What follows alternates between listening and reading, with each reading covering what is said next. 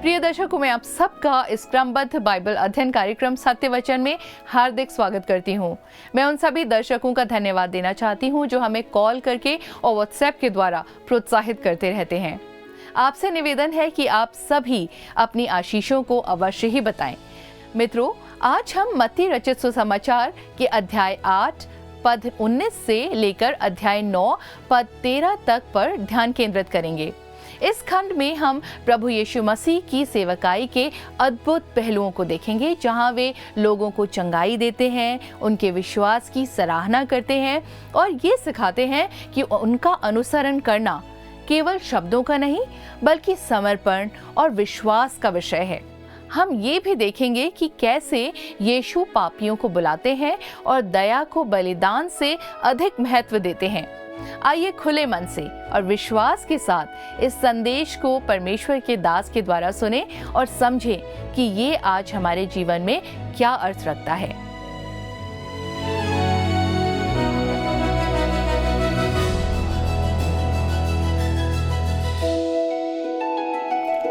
प्रिय मित्रों, प्रभु यीशु मसीह के पवित्र नाम में आप सबको मेरा नमस्कार। मुझे विश्वास है कि आप सब कुशल पूर्वक हैं और परमेश्वर के वचन के ज्ञान में हमारे साथ बढ़ते जा रहे हैं। मित्रों, परमेश्वर का वचन जीवित है और वह हम सब से बातें करता है, हमें कुछ सिखाना चाहता है। पिछले अध्ययन में हमने एक खास बात सीखी थी कि चंगाई के लिए आप परमेश्वर के पास जाएं और उससे कहें कि यदि तू चाहे तो मुझे शुद्ध कर सकता है, यदि तू चाहे तो मुझे शुद्ध कर सकता है, मुझे चंगा कर सकता है। दोस्तों, उसकी इच्छा हम में पूरी होने पाए और उसी को महिमा मिले, यही हमने देखा था। आइए दोस्तों, हम अपने अध्ययन में आगे बढ़ते हैं और देखते हैं दो व्यक्ति यीशु का अनुसरण करने के लिए अनुमति मांगते हैं। आज हम अपने अध्ययन को यहाँ पर आरंभ करते हुए मत्ती 8 अध्याय के पद 13 से उन दो व्यक्तियों के बारे में देखेंगे और सीखेंगे। वे यीशु का अनुसरण करने के लिए प्रभु यीशु मसीह से अनुमति मांगते हैं। जैसे ही यीशु उस पार जाने की तैयारी कर रहा था, एक मनुष्य उनके पास आता है और प्रभु यीशु मसीह से कहता है। मत्ती 8 पद 19 में लिखा है, तब एक शास्त्री ने पास आकर उससे कहा, हे गुरु, जहां कहीं तू जाएगा मैं तेरे पीछे हो लूंगा। दोस्तों, ऐसा लगता है कि यह शास्त्री एक जवान व्यक्ति रहा होगा, क्योंकि एक बुजुर्ग व्यक्ति इस तरह से व्यवहार शायद नहीं करता। यह शास्त्री भी उस भीड़ में था और इस दुविधा में था कि प्रभु यीशु का अनुसरण करे या ना करे, प्रभु यीशु मसीह के साथ जाए या ना जाए। दोस्तों, वह नहीं जानता था कि क्या करना चाहिए।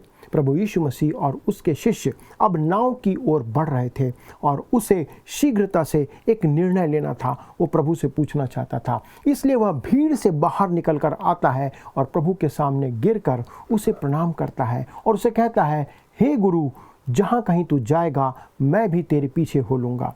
शास्त्री निर्णय ले चुका था। प्रभु ने उसकी ओर देखा और पद 20 में प्रभु उससे क्या कहते हैं। यीशु ने उससे कहा, लोमड़ियों के भट्ट और आकाश के पक्षियों के बसेरे होते हैं, परंतु मनुष्य के पुत्र के लिए सिर धरने की भी जगह नहीं है। वास्तव में दोस्तों, प्रभु यीशु मसीह उस जवान व्यक्ति से कह रहे थे कि क्या तूने इस बात की कीमत चुकाने का आंकलन कर लिया है कि तुझे क्या क्या सहना पड़ेगा। हमारे प्रभु इस पृथ्वी पर अपनी गरीबी का हाल यहाँ पर प्रकट कर रहे थे कि वो कितने निर्धन थे। उस जवान व्यक्ति ने अपना हृदय प्रभु के सामने खोला। यही कारण है कि हमारे प्रभु ने भी अपना हृदय उसके सामने खोला। प्रभु कहते हैं, लोमड़ियों के भट्ट और आकाश के पक्षियों के बसेरे होते हैं, परंतु मनुष्य के पुत्र के लिए, प्रभु के लिए सिर धरने की जगह भी नहीं थी। यह प्रभु यीशु मसीह की गरीबी को यहाँ पर प्रकट करता है। दोस्तों, गरीबी एक श्राप है जिसको प्रभु ने इस संसार में भोगा था। पद 21 में तब आगे प्रभु क्या कहते हैं। एक और चेले ने उससे कहा, हे प्रभु, मुझे पहले जाने दे कि अपने पिता को गाड़ दूं। दोस्तों, यहाँ पर एक जवान व्यक्ति है जिसने प्रभु का अनुसरण करने का फैसला किया, परंतु पहले वह अपने पिता को दफनाना चाहता था। ये घटना जो यहाँ पर है, इसे बहुत गलत रीति से समझाया गया है और लोगों के द्वारा समझा गया है। दोस्तों, हम ऐसा अनुमान लगाते हैं और शायद आपने भी ऐसा अनुमान लगाया होगा कि उसका बुजुर्ग पिता मर चुका है और परिवार के लोग उसे दफनाने की प्रक्रिया की तैयारी कर रहे हैं और जब प्रभु उत्तर देता है तो ऐसा लगता है कि हमारे प्रभु बहुत कठोर हैं और कठोरता से कहते हैं कि तू उसको गाड़ने दे। जैसा पद 22 में आगे लिखा है, यीशु ने उससे कहा, तू मेरे पीछे हो ले और मुर्दों को अपने मुर्दे गाड़ने दे। दोस्तों, प्रभु ने ऐसा क्यों कहा? क्या एक मुर्दा अपने दूसरे मुर्दे को गाड़ सकता है, या एक मुर्दा कैसे दूसरे मुर्दे को गाड़ सकता है? इस संबंध में डॉक्टर एडम स्मिथ, जो परमेश्वर के वचन के शिक्षक और मध्य पूर्वी क्षेत्र की जो संस्कृति है उसका एक अद्भुत ज्ञान रखने वाले व्यक्ति हैं, उन्होंने उस क्षेत्र के संबंध में कई सहायक पुस्तकें लिखी हैं। और इस कारण वे एक घटना का वर्णन करते हुए इस बात को बताते हैं कि जब वे एक अरबी क्षेत्र के एक गाइड की सहायता लेना चाहते थे, तब उन्हें किसी जवान के बारे में बताया गया कि वो एक बहुत अच्छा गाइड है। तब डॉक्टर स्मिथ उस जवान को मिलने के लिए उस गाइड के घर पे जाते हैं और उससे बात करते हैं। तब वो जवान है जो उसे उत्तर देता है, या डॉक्टर स्मिथ को उत्तर देता है, मुझे पहले मेरे पिता को दफनाने दे। उसके कहने का मतलब क्या था? परंतु दोस्तों, वो कहता जो था, उसके सामने उसके पिता जो थे वो बैठे हुए थे। वे भले चंगे थे, वे स्वस्थ व्यक्ति थे और वहाँ पर उनके साथ में वो जीवित उपस्थित थे। वास्तव में उसके कहने का मतलब था कि वह अपने पिता को अभी नहीं छोड़ सकता है, क्योंकि उसे अपने पिता की देखभाल करना है, उसके जीते जी उसके मरने तक उसको देख रेख करना है। कहना चाह रहा था कि जब मेरे पिता इस जीवन से, इस संसार से सिधार जाएंगे, तब मैं तेरे साथ आ सकता हूँ, या तब मुझे समय मिलेगा। उसका मतलब ये था। मित्रों, यहाँ पर प्रभु यीशु मसीह ने उस जवान से कहा, किसी अन्य व्यक्ति को, परिवार के किसी अन्य व्यक्ति को कहो कि तुम्हारे पिता की देखभाल करे और पिता को स्वयं उनकी देखभाल करने के लिए छोड़ दो। दोस्तों, क्या तब प्रभु बहुत कठोर थे जब उन्होंने ऐसा कहा? मुझे नहीं लगता। प्रभु बहुत व्यवहारिक बात कर रहे थे। मेरा मानना है कि हमारे प्रभु इस जवान को एक निर्णय लेने की स्थिति में ला रहे थे कि क्या वो मसीह के साथ चलना चाहता है या नहीं चलना चाहता, क्या वह मसीह को पहला स्थान देना चाहता है या नहीं देना चाहता है। तब आगे पद 23 में आते हैं, जहाँ पर प्रभु यीशु मसीह गलील के सागर में उस तूफान को शांत करते हैं। आइए हम पढ़ते हैं मत्ती 8 उसका पद 23। लिखा है, जब वह नाव पर चढ़ा तो उसके चेले उसके पीछे हो लिए। दोस्तों, अब हम मत्ती के सुसमाचार में दिए गए 5वें चमत्कार पर आते हैं। इसका शारीरिक चंगाई से कोई लेना देना नहीं है, बल्कि यह प्रकृति पर और भौतिक चमत्कार के रूप में या भौतिक संसार के ऊपर प्रभु के सामर्थ को प्रकट करता है। यहाँ प्रभु यीशु मसीह की भौतिक सामर्थ प्रदर्शित होती है, और मेरा मानना है कि आदम के पास भी वही सामर्थ थी जो यहाँ पर प्रभु दिखा रहा है, जिस अधिकार को आदम ने खो दिया। दोस्तों, अब हम प्रभु यीशु मसीह में जो अंतिम आदम है, उस अधिकार को, उस अधिकार की अभिव्यक्ति को यहाँ देखते हैं। पद 24 में लिखा है, और देखो झील में एक ऐसा बड़ा तूफान उठा कि नाव लहरों से ढकने लगी और वह सो रहा था। मित्रों, यह कोई साधारण तूफान नहीं था। मैं सोचता हूँ कि यह तूफान वास्तव में शैतान की ओर से निर्मित किया गया रहा होगा। यह प्रभु यीशु मसीह को नाश करने और भयभीत करने का एक प्रयास रहा होगा। गौर करने की बात यह है दोस्तों कि हमारा प्रभु सो रहा था। मत्ती इसके द्वारा यह प्रकट करता है कि वह एक मनुष्य था, वो थका हुआ था, और यह मानव प्रवृत्ति है, ये मानवीय प्रक्रिया है जिसमें प्रभु विश्राम कर रहा था। वो इतना थका हुआ था कि इतने तूफान के बीच भी वो गहरी नींद में सो रहा था। दोस्तों, यह कुछ और भी प्रकट करता है। प्रभु तूफान में सो सकता था, परंतु मैं नहीं सो सकता। ऐसी परिस्थिति में शायद मुझे कभी नींद ना आए, मैं चिंताओं में लिप्त हो जाता हूँ, मैं तो उसमें परेशान हो जाता हूँ, और वैसे ही उसके शिष्य भी परेशान थे। पद 25 में प्रभु क्या कहता है, तब चेलों ने पास आकर उसे जगाया और कहा, हे प्रभु हमें बचा, हम नष्ट हुए जाते हैं। दोस्तों, चेलों का विश्वास बहुत कम था। आप ध्यान दीजिए कि वो परिस्थितियों को कैसे यहाँ पर संभालता है प्रभु। तब पद 26 में हम पढ़ते हैं, उसने उनसे कहा, हे अल्पविश्वासियों, क्यों डरते हो। तब उसने उठकर आंधी और पानी को डांटा और सब शांत हो गया। दोस्तों, आप यहाँ पर देखते हैं कि प्रभु ने चेलों को उनके अल्पविश्वास के लिए डांटा, और उसके बाद उसने आंधी और तूफान को भी डांटकर शांत कर दिया। यहाँ पर आप ध्यान दीजिए कि लूका जो है वो डांटने के लिए यूनानी भाषा में मजल शब्द का उपयोग करता है, उसने लहरों को ऐसे नियंत्रित या शांत किया जैसे हम किसी बैल या गाय या कुत्ते या घोड़े के थूथन पे उसके मुंह पर रस्सी बांधकर लगाम लगाकर हम उसे नियंत्रित करते हैं। इस मज़ल का मतलब वही है। और परमेश्वर ने, प्रभु यीशु मसीह ने तूफान को इसी तरह से शांत कर दिया जैसे उसने उस पर लगाम लगा दी हो। दोस्तों, यद्यपि यह सच है कि इस समय इन चेलों में अल्प विश्वास था और वे उसे प्रदर्शित कर रहे थे, परंतु एक दिन आया जब उनके जीवन में सताव, उत्पीड़न का तूफान टूट पड़ा। किस प्रकार से उनके सामने परेशानियां आईं, पर उनमें से कोई भी दुख से कभी चिल्लाकर ये नहीं कहा, क्या तुझे चिंता नहीं है कि हम नाश हुए जाते हैं। ये परिवर्तन है जो उनके जीवन में हम आगे चल के देखेंगे जब वे प्रभु में परिपक्व हो जाते हैं, विश्वास में बढ़ जाते हैं और पवित्र आत्मा उनके जीवन पर नियंत्रण करता है। इसके विपरीत हम प्रेरितों के काम 4 अध्याय के पद 29 में पढ़ते हैं, जहां पर लिखा है, उन्होंने कहा, अब हे प्रभु, उनकी धमकियों को देख और अपने दासों को यह वरदान दे कि तेरा वचन बड़े हियाव से हम सुनाएं। वो डरना बंद कर दिए थे। दोस्तों, आज के समय में हमें उसी प्रकार के साहस और भरोसे की आवश्यकता है। यदि प्रभु का वचन सुनाना है, उसके लिए काम करना है, तो आपको वचन सुनाने की सामर्थ्य होना चाहिए।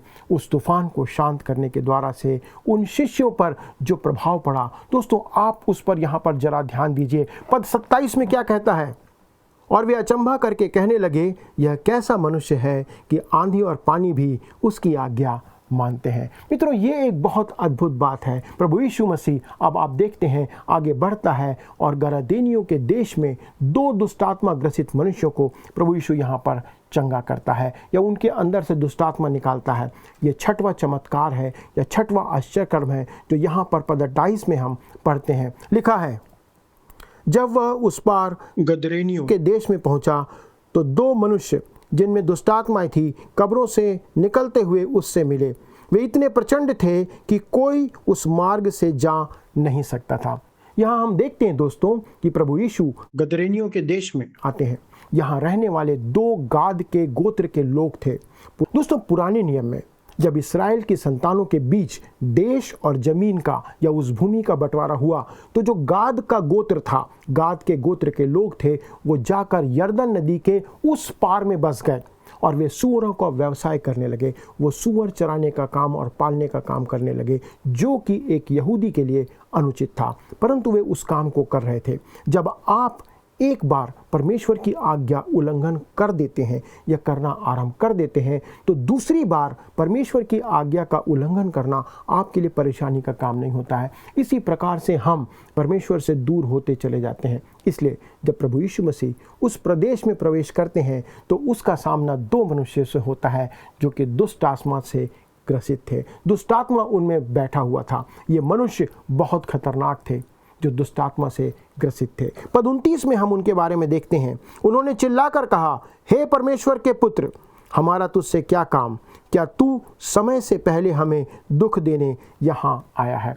दोस्तों, यहाँ पर यह चमत्कार हमारे लिए एक ऐसे आश्चर्यजनक क्षेत्र को खोलता है जिसके बारे में दुर्भाग्यवश आज हम बहुत कम जानते हैं। हमारी समझ बहुत सीमित है। इस चमत्कार के महत्व को समझना हमारे लिए कठिन भी है, क्योंकि आज हम दुष्टात्मा के बारे में अधिक नहीं जानते हैं। व्यक्तिगत रीति से दोस्तों, मेरा मानना है कि दुष्टात्माओं से संबंधित चमत्कार ही वे सबसे बड़े चमत्कार हैं जो हमारे प्रभु ने यहाँ पर किए हैं और हम उसे पढ़ सकते हैं। तब आइए दोस्तों, हम पद 30 और 31 को पढ़ते हैं और देखते हैं कि क्या होता है। उनसे कुछ दूर बहुत से सूअरों का एक झुंड चर रहा था। दुष्टात्माओं ने उससे यह कहकर विनती की, यदि तू हमें निकालता है तो सूअरों के झुंड में भेज दे। दोस्तों, कुछ विशेष कारणों से दुष्टात्माएं चाहती हैं कि उन्हें वास्तविक और भौतिक संसार तथा शारीरिक शरीर प्राप्त हो, अर्थात वो भौतिक शरीर में वास करना चाहते हैं।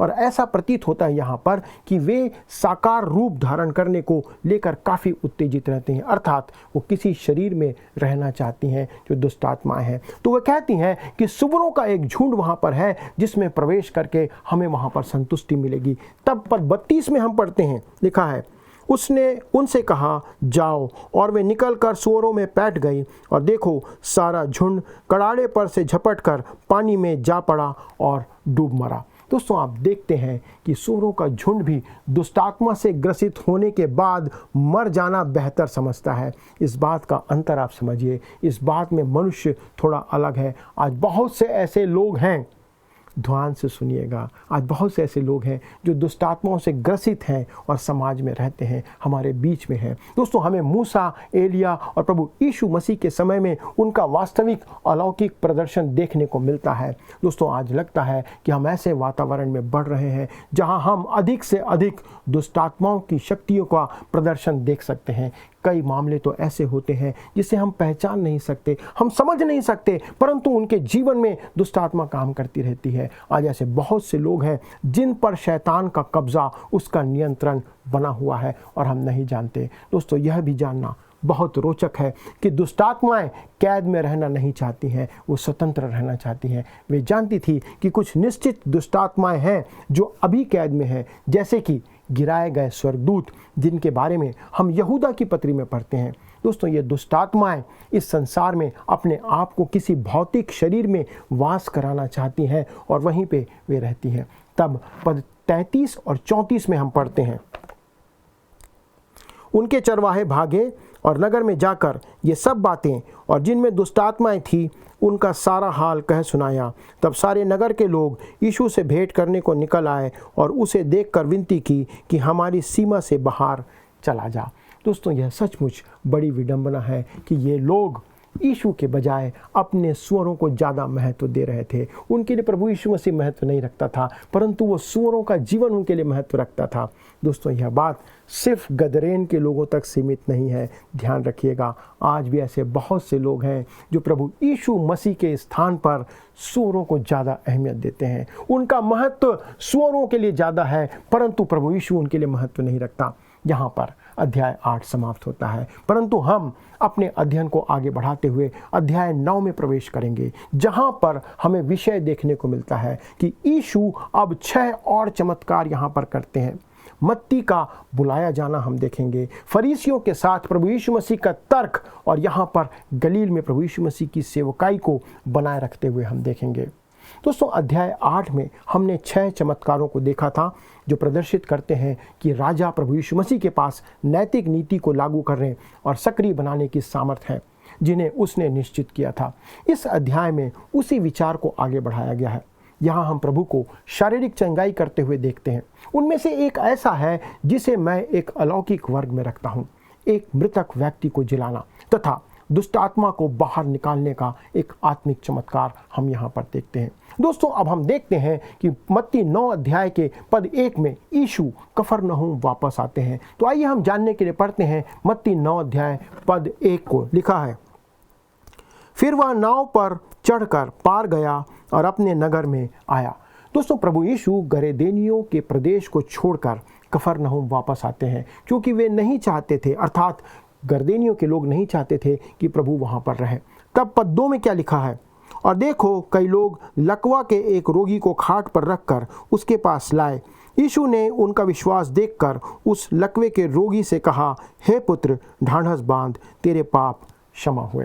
दोस्तों मरकुस के सुसमाचार में हमें इस घटना का विस्तार पूर्वक वर्णन दिया गया है, जो हमें बताता है कि भीड़ होने के कारण उसे छत से नीचे उतारा गया और प्रभु ने कैसे उसे चंगा किया और उसके पापों को भी क्षमा किया। ध्यान रखिए दोस्तों, चंगाई और पापों की क्षमा एक दूसरे के साथ साथ चलती है और एक दूसरे से संबंधित है। तब पद 3 में हम पढ़ते हैं, प्रभु कहता है, इस पर कई शास्त्रियों ने सोचा, यह तो परमेश्वर की निंदा करता है। मित्रों शास्त्रियों का यह विचार था कि प्रभु उस लकवे के रोगी को चंगा नहीं कर पाएगा और ना ही वह चल पाएगा, परंतु प्रभु ने उनके हृदय की बुराइयों को, उनके मन के विचारों को जानकर उनसे कहता है। तब दोस्तों यहाँ पर आप देखते हैं इस बात को जानकर प्रभु उनसे क्या कहते हैं। मत्ती 9 अध्याय के पद 4 में हम पढ़ते हैं, लिखा है, यीशु ने उनके मन की बातें जानकर कहा, तुम लोग अपने अपने मन में बुरा विचार क्यों कर रहे हो।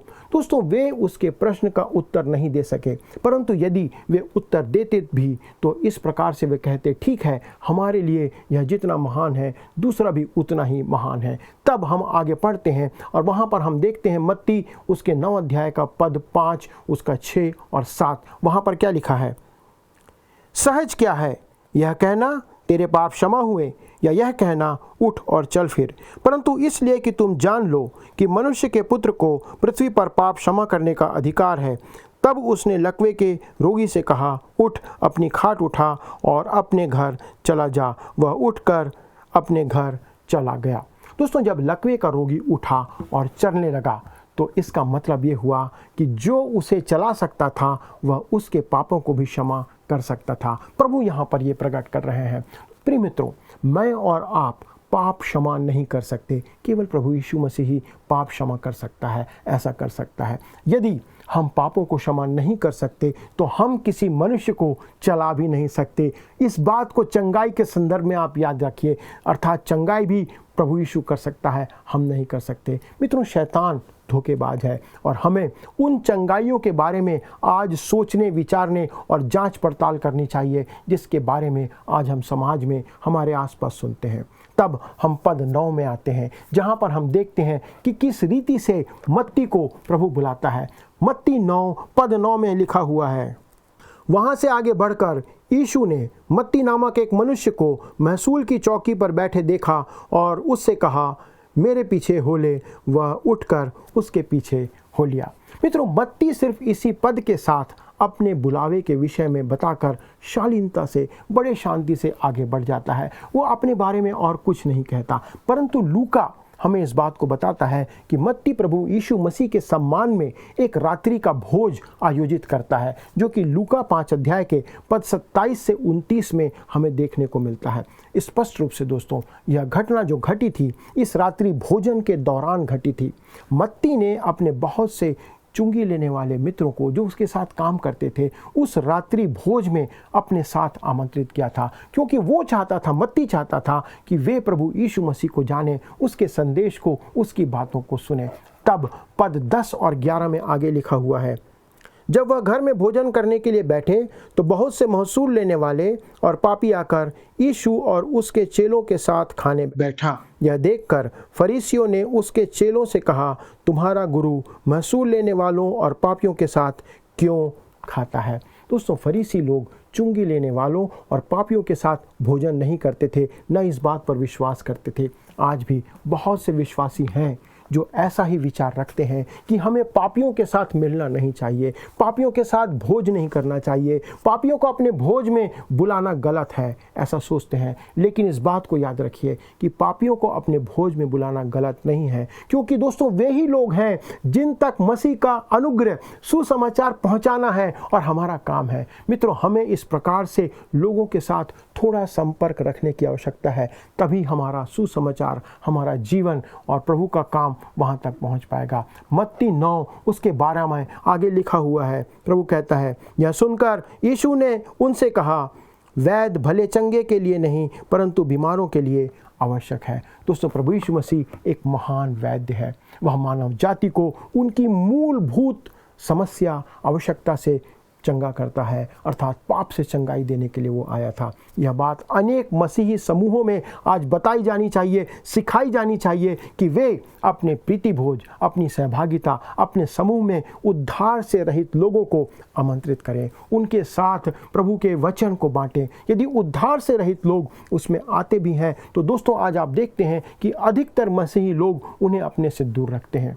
मेरे विचार में ऐसे बहुत से समूह हैं जो मसीही तो कहलाते हैं और ऐसा करके वे अपने अस्तित्व और अपनी कार्य प्रणाली में पाप करते हैं, वे गलत काम करते हैं। तब पद 13 में हम आगे पढ़ते हैं, लिखा हुआ है, इसलिए तुम जाकर इसका अर्थ सीख लो, मैं बलिदान नहीं परंतु दया चाहता हूँ, क्योंकि मैं धर्मियों को नहीं परंतु पापियों को बुलाने आया हूँ। मत्ती यहाँ पर पुनः पुराने नियम से होशे 6 अध्याय के पद 6 का उदाहरण देता है, जब प्रभु यीशु मसीह ने कहा, मैं धर्मियों को नहीं परंतु पापियों को बुलाने आया हूँ। दोस्तों, वह उसमें फरीसियों को भी शामिल कर सकता था, क्योंकि वे भी पापी थे।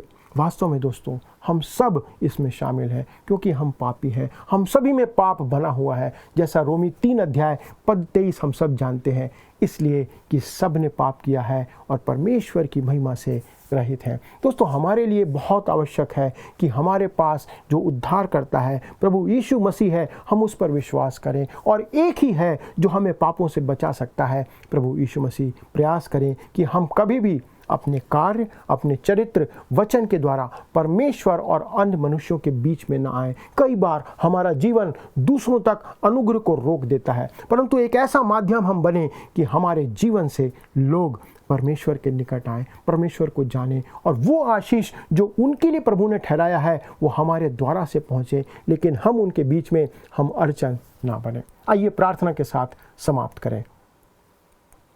स्वर्गीय पिता, धन्यवाद देते हैं प्रभु कि आपने हमें एक अद्भुत सेवकाई दिया है, हमें बुलाया है कि यदि हमने अनुग्रह प्राप्त किया है तो वह अनुग्रह हम दूसरों तक पहुंचाने वाले बने। प्रभु, ये आपकी बुलाहट है जो आपने हमें दिया है। प्रभु, इस संसार में हमारे जीवन में बहुत से क्लेश हैं, बहुत से विरोध हैं, परंतु अनुग्रह करना कि आपकी उपस्थिति हमारे लिए, दूसरों के लिए आशीष का कारण बने। अनुग्रह करना प्रभु कि इस वचन के द्वारा जो कुछ हमने सीखा है उसे अपने जीवन में लागू करें। हमारे सारे दर्शकों को प्रभु आपके सुरक्षित हाथों में रखते हैं। आपका अनुग्रह उन पर हो प्रभु, आपकी चंगाई उन पर हो, और यदि वे किसी परेशानी से परेशान हैं तो प्रभु आप उन्हें सांत्वना, शांति और चंगाई प्रदान करें, और उनकी प्रार्थना को सुनकर प्रभु अपनी आशीष उनके जीवन में उंडेले।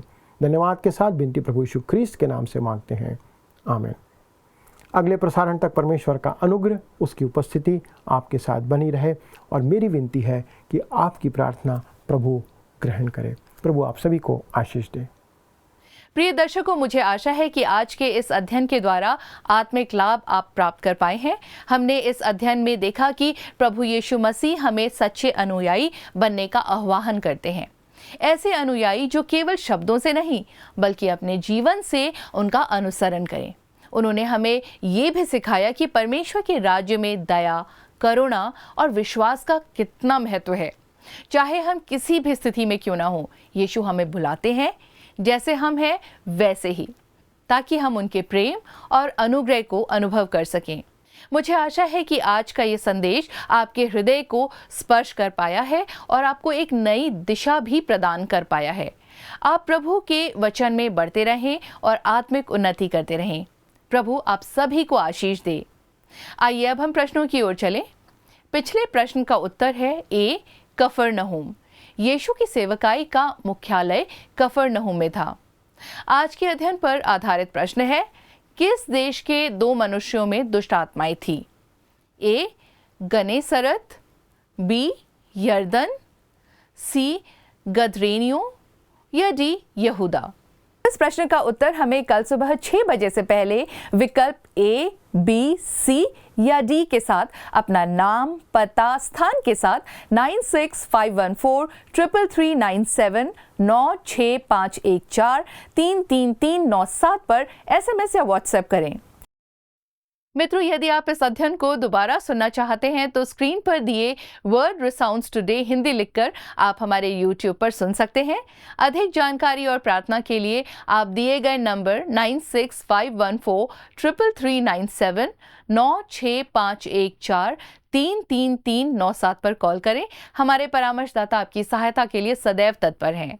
प्रभु आप सभी को आशीष दे। क्या आपको यह कार्यक्रम पसंद आया? अभी हमें एक मिस कॉल करें और आप अगले विजेता हो सकते हैं।